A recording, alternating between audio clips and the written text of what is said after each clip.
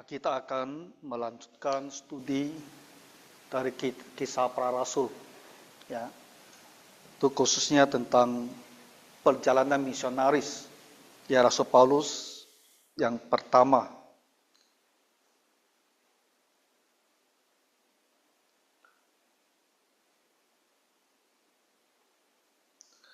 Kisah pasal 13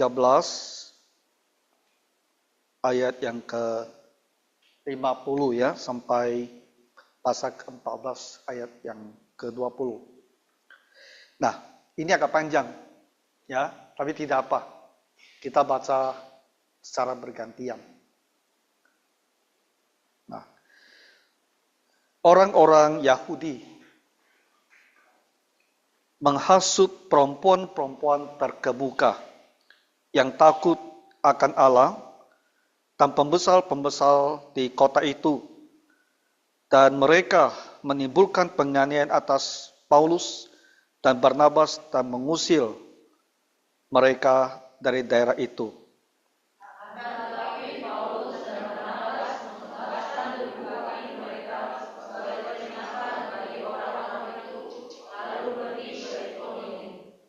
Nah, ini berbicara tentang Paulus dan Barnabas, ya, masih ada di kota Pisidia, di kota Antioquia yang di Pisidia.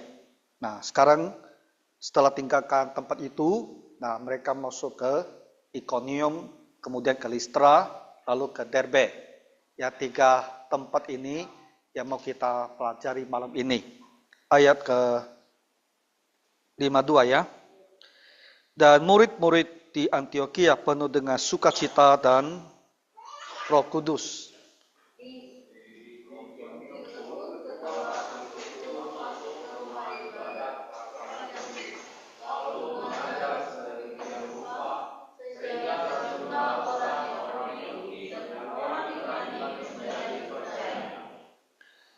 Tetapi orang-orang Yahudi yang menolak pemberitaan mereka memanaskan hati orang-orang tidak mengenal Allah dan membuat mereka gusar terhadap saudara-saudara itu.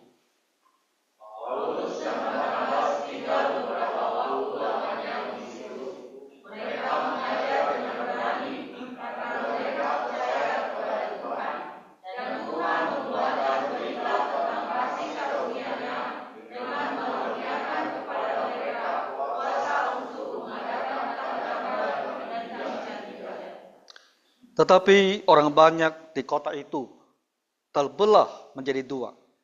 Ada yang memihak kepada orang Yahudi, ada pula yang memihak kepada kedua rasul itu.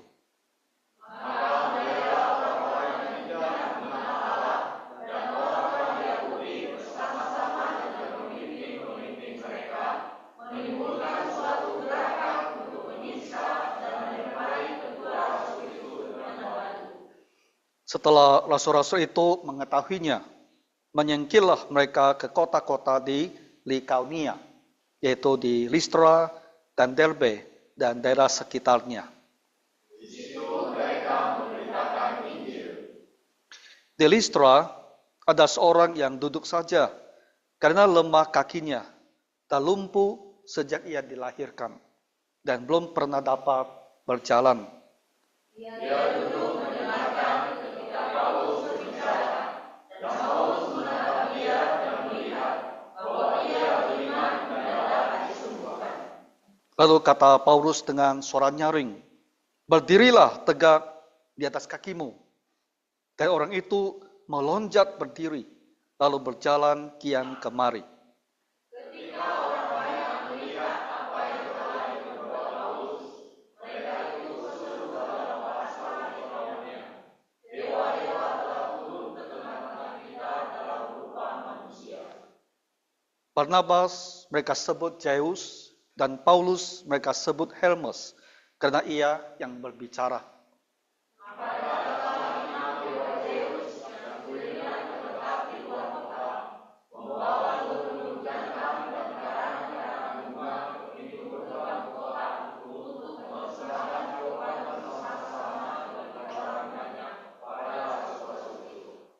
Mendengar itu, Barnabas dan Paulus mengoyakkan pakaian mereka, lalu terjun ke tengah-tengah orang banyak itu sambil berseru,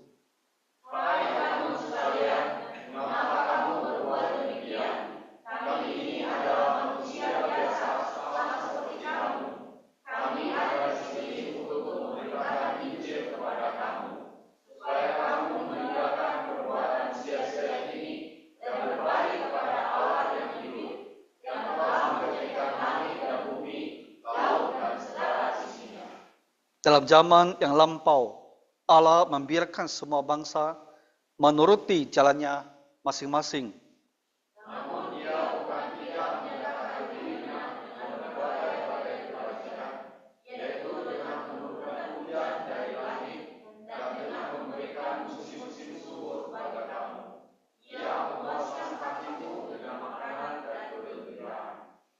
Walaupun rasul-rasul itu berkata demikian, namun hampir-hampir tidak dapat mereka mencegah orang banyak mempersembahkan korban kepada mereka.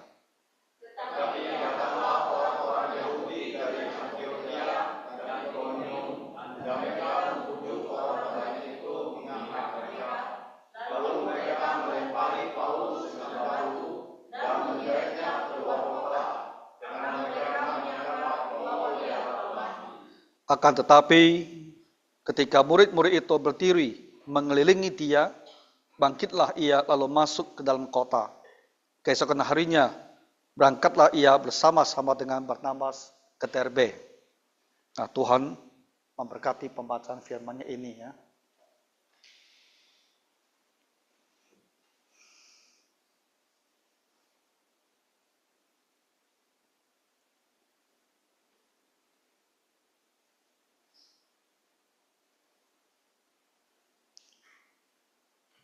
Nah, malam ini kita akan melihat misi Rasul Paulus dengan Barnabas ya ke 3 kota, yaitu di Ikonium, Listra, dan Derbe.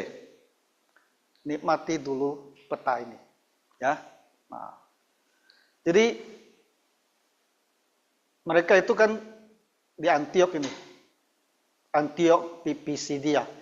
Nah, di Perjanjian Baru kita harus ingat itu ada 2 kota yang namanya sama, Antioquia, ya. Nah, ini adalah Antioquia yang di wilayah Pisidia. Ini adalah Antioquia di wilayah Syria. Jadi yang menjadi pusat kekristenan ya, itu adalah Antioquia di wilayah Syria ini. Oke? Nah, jadi dari Antiok inilah mereka sekarang pindah ke Ikonium. Nanti kita lihat apa yang terjadi di sini dan apa pelajarannya untuk kita. Dari Ikonium dia pindah ke Listra. Setelah itu pindah ke Derbe. Ya. Nah, untuk malam ini kita hanya akan pelajari tentang apa yang terjadi di 3 daerah ini, Ikonium, Listra, dan Derbe. Nah, ini peta yang lain supaya kita lebih tahu. Kadang-kadang dia sebut Likaunia kan. Nah, Likaunia ini wilayah yang besar sekali. Wilayah yang besar, di situ ada kota Listra dan Derbe. Tadi kan disebut tuh Likaunia. Ya. Lalu di sini adalah wilayah Galatia. Ini Galatia yang kita baca buku Galatia. Nah, itu dikirim kepada orang-orang yang di daerah ini. Oke. Nah, semuanya ini masa sekarang itu ada di daerah Turki. Kemarin saya dikirimkan informasi Gereja Kalvari Pandan tahun ini mereka akan buat satu perjalanan ya ke daerah Turki. Jadi minta saya infokan ke jemaat kalau ada yang mau ikut ya bisa mendaftar ikut mereka pergi ke Turki. Jadi bisa melihat kota-kota yang dikunjungi oleh Paulus dan juga kota-kota yang disebut ya di kitab Wahyu. Oke? Ini saya hanya informasikan. Bagi siapa tertarik, nanti hubungi saya kasih alamatnya, kamu hubungi langsung ke Singapura ya. Boleh? Nah, Jadi ya ini 3 kota, apa yang terjadi dan apa yang bisa kita pelajari dari mereka ini. Freeze. Sudah, Ikonium dulu. Nah, Ikonium, kenapa? Oh, mau pindah halaman ke sana. Harus tunjuk selfie gitu.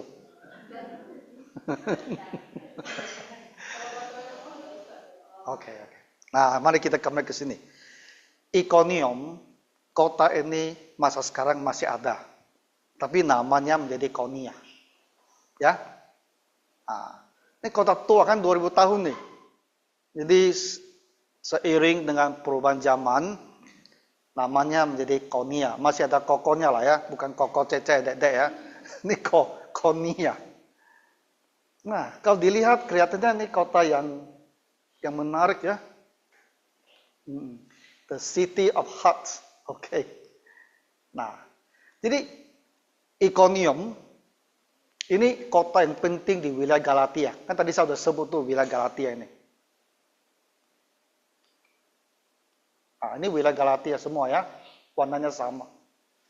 Sebuah kota penting ya dan terletak di jalur perdagangan. Dan penduduknya ada orang Yahudi, ada juga non-Yahudi. Jadi ya harusnya ini kota yang besarnya itu non-Yahudi lah. Karena ini kan bukan kota Israel. Ini udah kotanya orang-orang Turki gitu. Tapi di sana juga sudah ada orang Yahudi yang merantau ke sana. Nah, jadi ini merupakan sebuah kota yang sangat strategis untuk pemberitaan Injil. Ya. Pada masa abad pertama, misi itu selalu menuju ke tempat-tempat yang ada orang Yahudinya. Jadi selalu masuk ke rumah ibadat mereka untuk beritakan Injil. Oke? Nah, ini Ikonium ya, sedikit penjelasannya. Ya, apa yang terjadi di sana? Nah, ini yang pentingnya. Apa yang terjadi di Ikonium? Paulus masuk ke rumah ibadat. Rumah ibadat ini, bahasa mereka adalah sinagog. Ya, sinagog. Di Johor ada sinagog, di Singapura ada sinagog, saya rasa di Jawa juga ada sinagog, di Batam belum ada. Nah, jadi rumah ibadah atau rumah ibadat orang Yahudi itu disebut sinagog. Mereka kan punya bait suci. Benar kan? Nah, di bait suci itulah mereka bisa memberikan korban persembahan. Tapi ketika tahun 586, ketika kerajaan Yehuda itu dibinasakan, bait suci kan dibakar habis. Jadi mereka itu terbuang ya ke Babilonia. Jadi sejak itu mereka itu menggunakan rumah-rumah untuk beribadah. Dan rumah-rumah demikian disebut sebagai sinagog. Sinagoge. Nah, Alkitab sering terjemahkan sebagai rumah ibadat. Jadi kalau kita baca di firman Tuhan, rumah ibadat itu maksudnya adalah sinagog. Ya. Nah. Jadi Paulus, ya mereka masuk ke rumah ibadat. Ya di kota Ikonium, ya mereka cari dulu orang-orang Yahudi. Orang-orang yang sudah mempunyai pengetahuan tentang Tuhan Allah. Dan dia mau menolong mereka itu mengerti bahwa juru selamat yang dijanjikan oleh Tuhan Allah di dalam perjanjian lama itu adalah Tuhan Yesus. Dengan kata lain, berbicara kepada orang Yahudi ini harusnya lebih mudah. Karena mereka sudah mempunyai pengetahuan latar belakang. Ya. Jadi mereka selalu masuk ke rumah ibadat dulu. Dan ternyata hasilnya banyak. Baik orang Yahudi dan juga orang Yunani menjadi percaya. Jadi ini ada satu pertolongan Tuhan ya. Di Ikonium, di kota yang begitu jauh dari Israel, dari Yerusalem, baik orang Yahudi maupun orang Yunani, ketika mendengarkan Injil, mereka itu mau bertobat. Nah, orang Yunani di Ikonium tentunya mereka itu sama sekali tidak mengerti tentang firman Tuhan. Tapi waktu mereka mendengar, ternyata mereka mau bertobat, bisa percaya. Nah, itu menolong kita, memberikan kita satu keyakinan bahwa memberitakan Injil kepada orang yang sama sekali tidak tahu tentang Tuhan pun, mereka tuh bisa saja percaya dan bertobat. Ya, nah, jadi banyak yang bertobat ini di kota Ikonium. Nah, lalu kita melihat ini orang-orang Yahudi, walaupun ada percaya, ada juga yang tidak mau percaya. Dan orang Yahudi ini, kalau dia tidak percaya, dia tidak mau berdiam diri. Dia merasa Rasul Paulus ini mengajarkan ajaran sesat, menghujat nama Tuhan. Jadi mereka merasa hal seperti ini tidak boleh dibiarkan. Jadi firman Tuhan bilang apa? Mereka mulai menghasut orang-orang yang tidak percaya. Jadi orang-orang yang juga tak percaya, itu mereka kumpulkan dan mereka bakal emosinya, sehingga semuanya merasa benar. Kita tak boleh biarkan Paulus dan Barnabas ya terus mengajarkan jalan Tuhan ini. Sehingga timbullah permusuhan. Ya, orang-orang Ikonium ini, ya sebagian menjadi marah sekali dengan Rasul Paulus. Meskipun demikian, kita membaca Rasul Paulus mereka tinggal cukup lama di kota Ikonium ini. Tak disebutkan berapa hari, berapa minggu. Tapi dikatakan dia tinggal cukup lama di situ. Ya. Kenapa? Kenapa dia tinggal cukup lama? Karena ada banyak yang bertobat. Jadi orang bertobat ini harus mereka didik. Ya harus mereka bantu untuk bertumbuh. Ya supaya iman mereka tuh bisa lebih kokoh. Makanya Paulus dan Barnabas menetap di sana waktu yang cukup lama. Ya untuk mendidik orang-orang yang baru bertobat ini. Nah, jadi dengan berani mereka di Ikonium terus memberitakan firman Tuhan. Lalu Alkitab mengatakan Tuhan meneguhkan pemberitaan mereka melalui tanda-tanda dan mujizat. Tanda-tanda dan mujizat hal yang sama. Mujizat kita ngerti sesuatu hal yang luar biasa. Ya, suatu hal terjadi dan kita bisa menjelaskan secara akal gitu. Disebut sebagai tanda, mujizat itu adalah tanda, tanda itu menunjuk pada sesuatu. Jadi ketika mereka melihat sesuatu hal yang luar biasa, yang penting ya sesungguhnya bukan apa yang terjadi. Yang penting adalah hal-hal luar biasa ini menunjuk kepada satu hal yang lain. Yaitu apa yang diberitakan oleh Rasul Paulus itu benar-benar ada dari Tuhan. Makanya mujizat itu disebut sebagai sebuah tanda. Oke, paham ya? Nah, lalu kita membaca orang-orang Yahudi, para pemimpin mereka, dan orang-orang tidak percaya, mereka mulai bersekongkol ya, dan menyusun rencana mau melempari Paulus dan Barnabas dengan batu. Dan ketika Paulus dan Barnabas menyadari hal ini, mereka melihat waktunya untuk tinggalkan Ikonium. Lalu mereka menyingkir ke wilayah Likaonia, yaitu kota Listra dan Derbe. Nah, ini yang terjadi di Ikonium. Jadi Bapak Ibu bisa rangkum sendiri. Apa yang terjadi di Ikonium?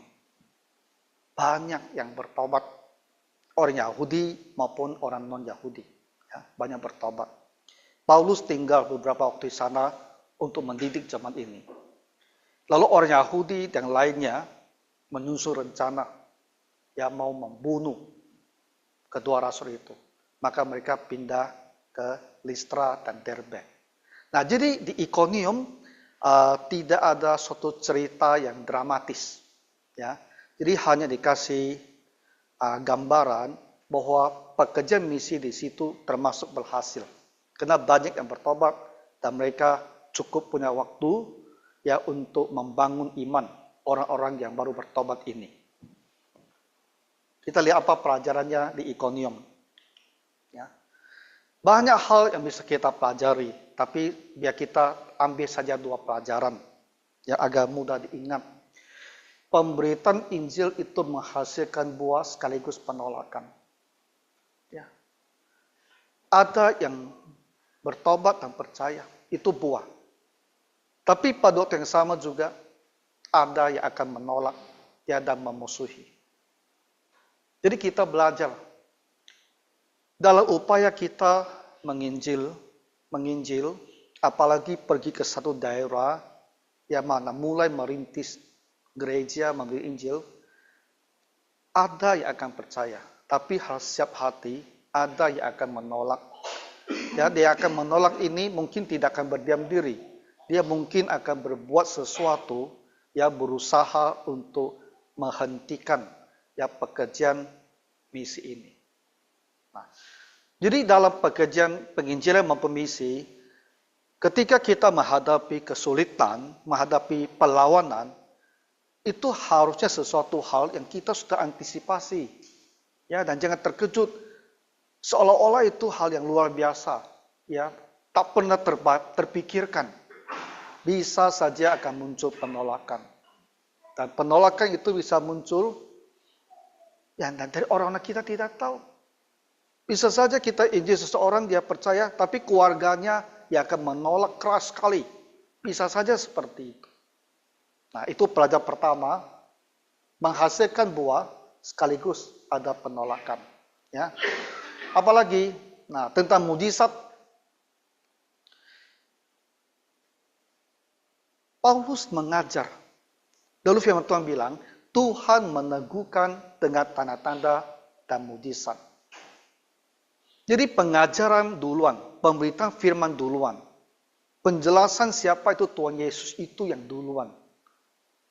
Lalu Tuhan buat mujizat untuk meneguhkan. Ya, untuk membuat mereka lebih beriman bahwa apa yang telah dipercaya itu adalah benar. Nah, itulah peran daripada mujizat ya pada masa abad pertama itu. Jadi mereka tidak ke sebuah tempat lalu buat mujizat tanpa pengajaran, bukan. Mengajar dan Tuhan teguhkan dengan mujizat. Maka kita belajar. Jangan bilang kita harus buat mujizat supaya orang bertobat, bukan begitu. Yang penting kita harus sampaikan Injil dengan jelas sekali. Dan kalau pada masa sekarang Tuhan berkenan buat suatu mujizat, nah itu adalah kemurahan Tuhan. Tak boleh kita bilang tak ada mujizat orang tak bisa bertobat. Enggak juga. Mereka dah bertobat dulu. Tapi Tuhan teguhkan iman mereka dengan mujizat. Nah di karismatik kan dia katakan tuh, kita harus pakai mujizat untuk membuat orang mau bertobat. Itu berpikir terbalik. Ya, berpikir terbalik. Nah, sekarang kita lihat kota yang kedua. Listra. Nah, Listra banyak ceritanya. Listra masa sekarang kadang-kadang dipanggil Kilistra. Kadang-kadang ini bahasa Turki. Ya, kita coba ejakan, lafalkan dengan cara Indonesia ya.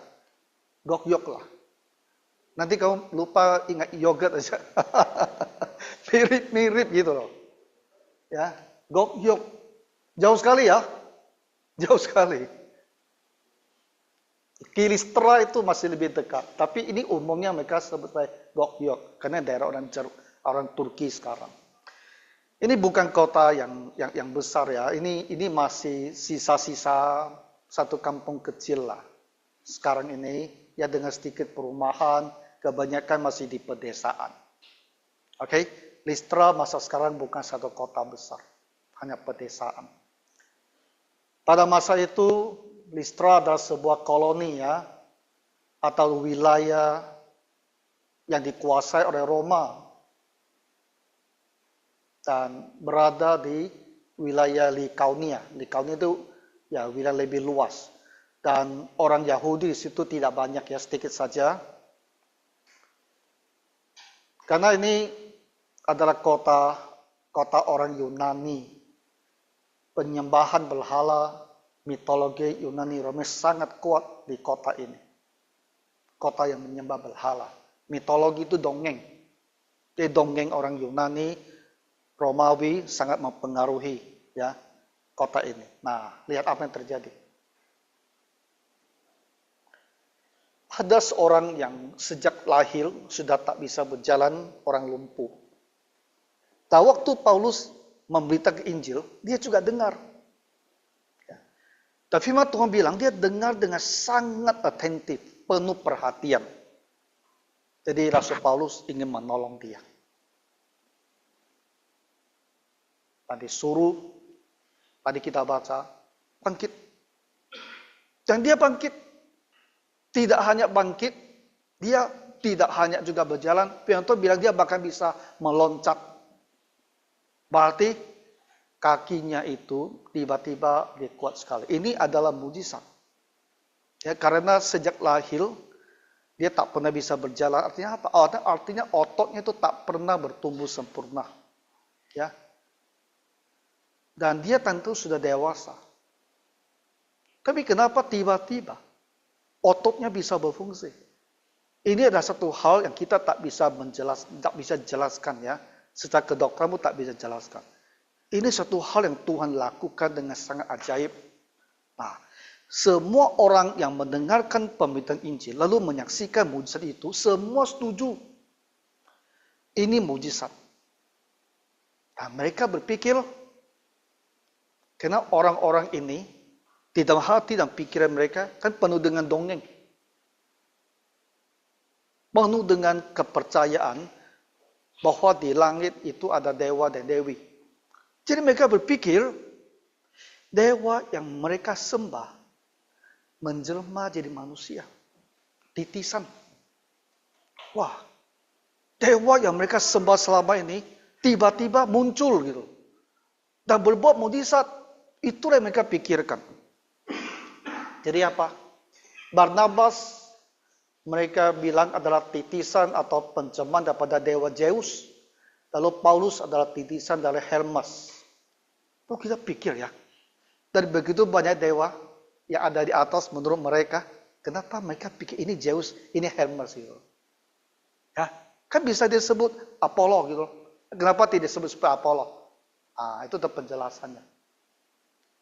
Zeus ada raja para dewa, penguasa langit. Jadi mereka berpikir dua orang ini, si Barnabas ini yang diam, itu pasti pemimpinnya. Makanya mereka pikir dia ini adalah titisan daripada Zeus, penguasa langit. Lalu Hermes adalah utusan atau pengantar pesan yang tukang bicaranya. Jadi mereka bilang, Paulus ini adalah Hermes, dia tukang bicaranya untuk Zeus. Makanya firman Tuhan bilang kan, karena dia berbicara. Waktu kau baca tadi, kan kamu ada kepikiran tidak? Kenapa ada komentar karena dia berbicara? Itu hubungannya, karena mereka bilang dia Hermes. Hermes itu juru bicaranya si Zeus. Jadi dua orang ini, Zeus kepalanya, Paulus yang berbicara, dia namanya Hermes. Itu maksudnya. Jadi kalau kamu bawa tas yang Hermes itu, kamu tahu kamu tukang bicara itu. Itu mitologi Yunani ya. Sangat menarik lah sebagai pengetahuan umum. Tapi kita jadi dapat suatu informasi ya. Ternyata pasangan yang pergi itu yang banyak bicara dari si Paulus itu. Dia ngomong terus. Bukan si Barnabas. Saya rasa karena Paulus sangat-sangat terdidik sekali. Bapak Ibu masih ingat tidak? Setelah Paulus bertobat, apa yang dia lakukan pertama-tama? Apakah dia pergi menginjil? Tidak loh. Itu udah 2 minggu lalu. Jensel sebut.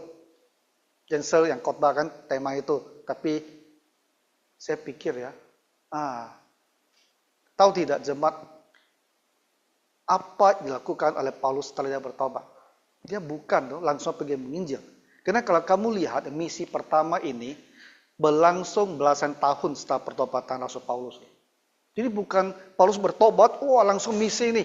Bukan, belasan tahun berlalu baru dia memulai perjalanan misi. Tapi waktu dia bertobat, apa yang dia lakukan awal-awal? Galatia bilang 3 tahun dia pergi ke daerah Arabia untuk belajar. Bukan belajar sama orang Arab ya, nggak salah paham. Arab tidak ngerti Kristen ini. Arab waktu itu masih menyembah berhala. Dia ke daerah sana, gurun, dan dia pelajari kembali firman Tuhan di Perjanjian Lama. Karena dia kan dididik sebagai seorang Farisi itu. Dari kecil sampai dia jadi pemuda, dia tuh belajar Perjanjian Lama. Dan dia belajar begitu banyak hal berbicara tentang Raja Mesias. Waktu dia melihat Tuhan Yesus, di waktu itulah dia yakin Yesus ini adalah Mesiasnya. Jadi dia butuh waktu untuk mempelajari kembali begitu banyak ajaran dan nubuat di Perjanjian Lama dengan yang berbicara tentang Mesias. Dan dia diyakinkan bahwa benar-benar Mesias yang dibicarakan ini adalah Tuhan Yesus. 3 tahun dia belajar. Nah, jadi dia sangat-sangat berpengetahuan. Itulah sebabnya saya rasa dalam misi dia banyak berbicara. Ya, bukan Barnabas. Oke, kita lihat sekarang ya lebih lanjut. Apa yang terjadi? Nah, apa yang terjadi? Listra. Ketika orang-orang di Listra melihat mujizat itu, mereka langsung yakin ini pasti Zeus dan ini Hermes. Kalau Zeus dan Hermes datang, apa yang harus dilakukan? Ya, masa mereka datang lalu kita diam-diam? Jadi mereka ngerti, kalau dewa sudah datang, yang dilakukan adalah harus memberikan korban persembahan. Nah, jadi firman Tuhan bilang apa mereka bawa? Imamnya Zeus ini, kuirnya ada di gerbang kota, di luar kota ya. Mereka datang dengan apa? Bawa dua barang. Lembu jantan. Bukan seekor loh. Kan firman Tuhan bilang lembu jantan, lembu jantan. Berapa ekor kita tidak tahu. Tapi banyak mereka bawa. Lembu jantan dibawa. Lalu ada lagi karangan bunga. Jadi kita pikir ya, kenapa dia bawa karangan bunga? Nah, penjelasannya gini. Jadi dalam ritualnya tradisi persembahan orang Yunani Romawi, lembu jantan itu adalah hewan yang utama. Ya, kalau mau berikan korban, yang paling bagus ya, itu harus pakai lembu jantan. Makanya mereka bawa lembu jantan. Lalu kenapa bawa karangan bunga? Karangan bunga untuk menghiasi hewan korban. Menghiasi mezbahnya. Bahkan mau dipasangkan kepala dewanya. Ini. Karangan bunga banyak. Ini gambaran ya. Itulah sebabnya dikatakan mereka bawa karangan bunga. Jadi hewan dikarungi bunga, dihias, lalu disembelih ya sebagai korban untuk dewa Zeus dan Hermes. Nah, ngerti sekarang apa yang mereka lakukan? Bagaimana reaksi Rasul Paulus? Ya, tentu Rasul Paulus sangat-sangat, saya rasa dia bukan kaget ya, tapi dia mungkin merasa sangat prihatinnya. Kok bisa ya manusia itu menyembah seorang manusia yang lain dan pikir dia itu dewa? Kenapa bisa sampai seperti itu? Karena Tuhan bilang mereka koyakkan baju itu. Ya, koyakkan baju itu melambangkan ya kesedihan yang sangat dalam sekali. Dan Paulus berikan mereka satu khotbah pendek. Dia bilang, yang kita harus sembah itu adalah Allah pencipta langit dan bumi. Bukan manusia. Bukan dewa-dewi yang begitu banyak itu. Tapi Allah pencipta langit dan bumi. Lalu dia jelaskan kepada mereka. Sebenarnya selama ini pun ya, Allah ini sudah berusaha menolong kita untuk mengerti bahwa dia ada. Dia sudah berusaha menyatakan dirinya. Bagaimana caranya? Dengan melakukan kebaikan kepada manusia. Ya, memberikan matahari dan hujan. Ya, kebaikan Tuhan. Memberikan musim-musim untuk menuai. Sehingga kita punya hasil panen. Sehingga kita berkecukupan. Kita bisa gembira. Ini semua ada anugerah Tuhan. Nah, itulah yang disampaikan oleh Paulus pada mereka. Seharusnya semua hal ini harusnya menolong kalian sadar. bahwa ada Allah, sang pencipta langit dan bumi, yang harus disembah dan bukan manusia. Tapi kalian tidak ngerti. Ya, dia bilang, kalian tak ngerti. Malah datang dan menyembah kami sebagai dewa. Nah, itulah intisari daripada khotbah pendek Paulus kepada mereka yang datang membawa korban persembahan ini. Ya. Tapi firman Tuhan bilang, orang-orang ini tak bisa menerima, tak bisa mendengar. Mereka tetap yakin ini adalah Zeus dan Hermes. Maksa mau sembahyang juga, maksa mau bikin korban. Tapi pemaksaan mereka dihentikan oleh siapa? Oleh orang-orang Yahudi.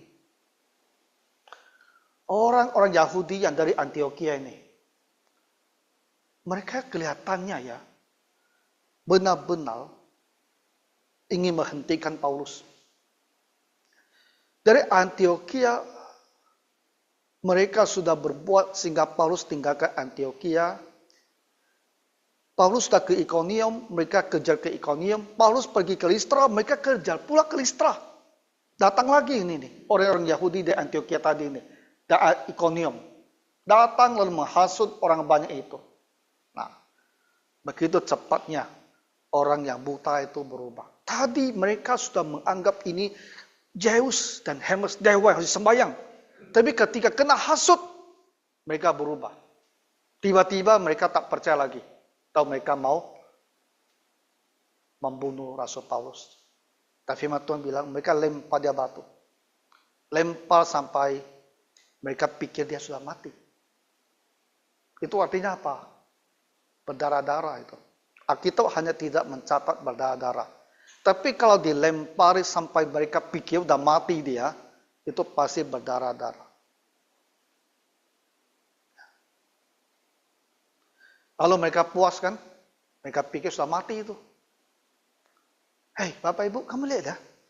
Kenapa manusia bisa berubah spontan seperti itu? Tadi bawa lembu mau sembahyang.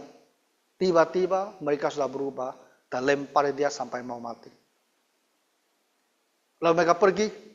Firman Tuhan bilang, murid-murid orang-orang yang percaya itu lalu mereka kelilingi Paulus. Mungkin bayangkan di sana mereka keliling, lihatlah bagaimana si Paulus sekarang. Nah, firman Tuhan bilang, Paulus lalu bangkit. Bukan dia mati, dia hidup ya. Masih dia bangun kembali. Bangun. Lalu dia pergi. Pergi ke satu kota lagi namanya Derbe. Bisa ingat ya? Itulah Listra. Listra kampung halamannya siapa? Timotius. Ya. Jadi Listra penting. Di situ ada kisah Zeus dan Hermes. Di situ ada kisah Timotius. Apa pelajarannya untuk kita dari Listra ini? Mujizat dapat disalahpahami tanpa kebenaran firman Tuhan. Buktinya orang-orang di Listra tidak mengerti apa makna mujizat ini. Mereka tak punya firman Tuhan. Maka mereka tafsirkan itu pasti penjelmaan daripada dewa-dewi mereka. Salah paham. Mujizat kalau tak ada firman Tuhan, orang bisa tafsirkan dengan berbagai cara dan keliru. Ya. Jadi dalam kekristenan, firman Tuhan itulah yang paling penting. Jadi angkor kita, ya, yang jadi landasannya. Hal-hal yang terjadi, pengalaman itu harus ditafsirkan menurut firman Tuhan. Di kalangan orang Kristen ada juga yang suka menafsirkan mimpi kan? Ya. Jangan tafsirkan mimpi. Ya. Karena mimpi itu kamu tak mengerti. Pertama-tama kenapa dia terjadi? Kedua, apakah dia punya arti? Ya. Kalau ada orang tafsirkan mimpinya, kita lihat menurut firman Tuhan, apa yang dia katakan menurut firman Tuhan benar atau tidak benar. Oke, nah kita lanjut pelajarannya lagi. Penginjilan harus menantang penyembahan yang salah, bukan menyesuaikannya. Nah, Ketika kita memberitakan Injil,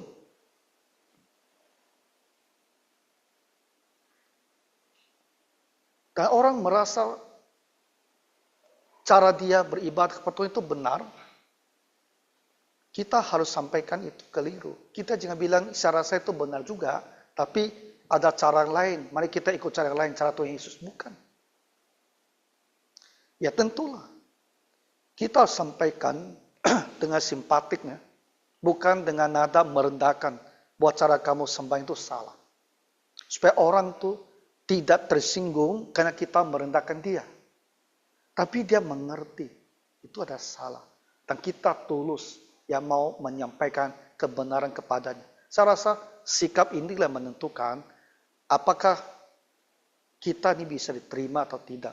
Ketika kita sampaikan buat cara dia itu salah. Ya kita tak bisa berpikir supaya dia tidak tersinggung, supaya dia merasa senang. Ya aku abaikan dulu kebenaran. Ya aku sesuaikan dulu. Karena sering sekali kan orang sekarang berkata, ya semua agama sama kan? Betul tak? Lalu kamu bilang benar juga, semua agama sama. Tapi kalau mau cerita Tuhan Yesus, jangan bicara seperti itu. Kalau kamu betul-betul merasa ya orang ini tak akan bisa terima kalau saya bilang enggak semua agama sama. Udah tak usah bicara aja. Tak usah bicara. Mungkin waktunya belum tepat untuk bicara. Udah cukup alihkan pembicaraan, tak usah lanjut gitu. Tapi jangan bilang benar. Saya rasa benar juga, semua agama sama. Jangan buka mulut dan bicara seperti itu. Ya kita tak boleh menyesuaikan ajaran kita dengan hal yang keliru. Nah kita lanjut lagi satu terakhir.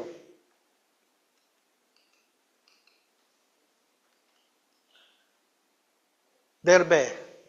Nah Derbe ini sekarang juga bukan kota yang besar ya, juga masih pedesaan begitu.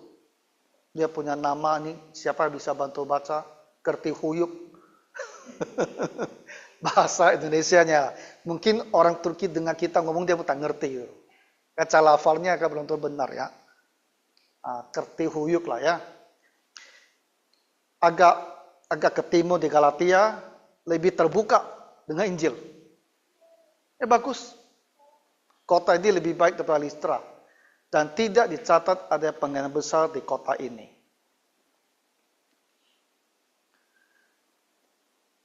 Di ayat ke-7, kita sudah membaca bahwa Paulus dan Barnabas memberitakan Injil di sana.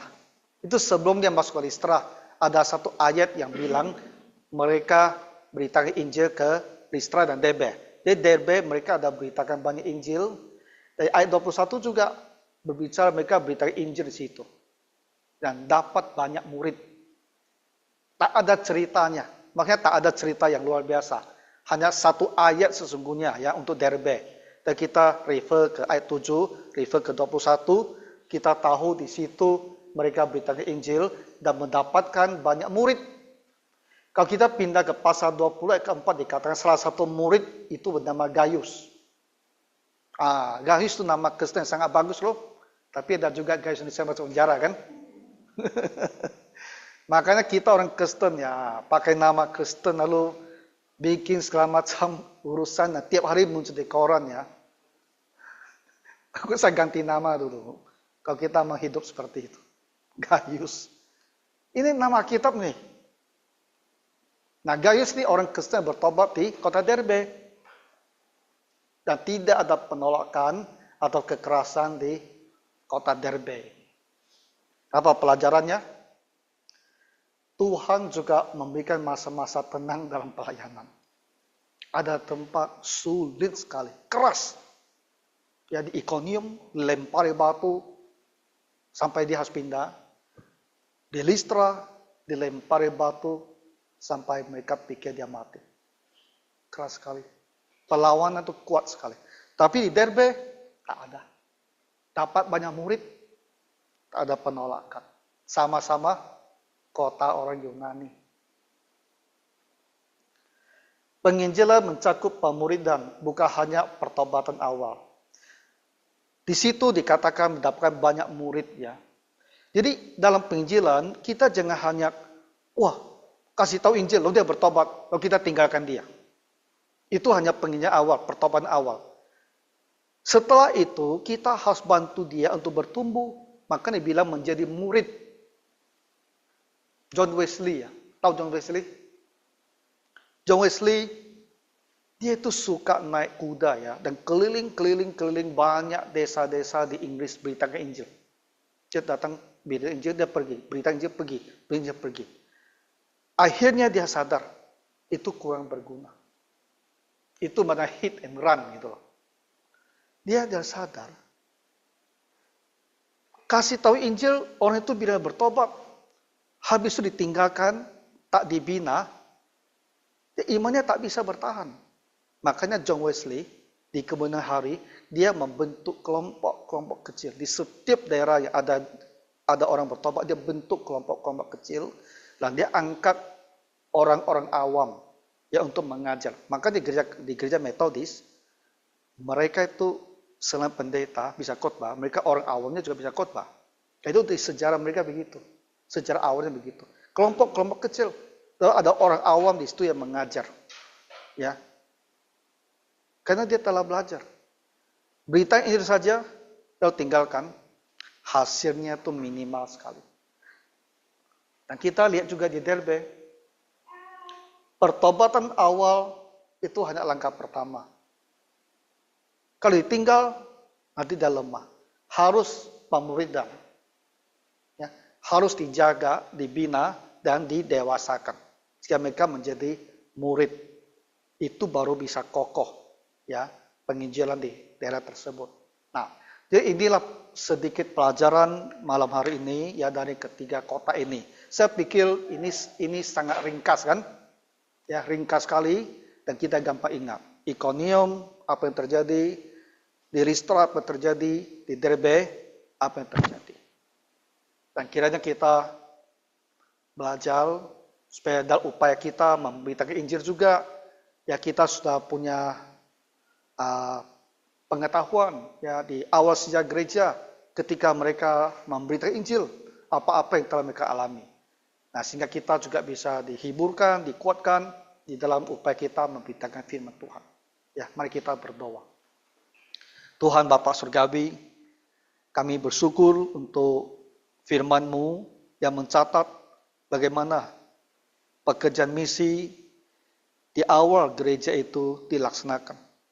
Maka berilah kami pertolongan-Mu supaya pengetahuan ini menguatkan hati kami, menghibur kami juga di dalam upaya kami memberitakan Injil-Mu pada masa sekarang. Di dalam nama Tuhan Yesus Kristus kami berdoa. Amin.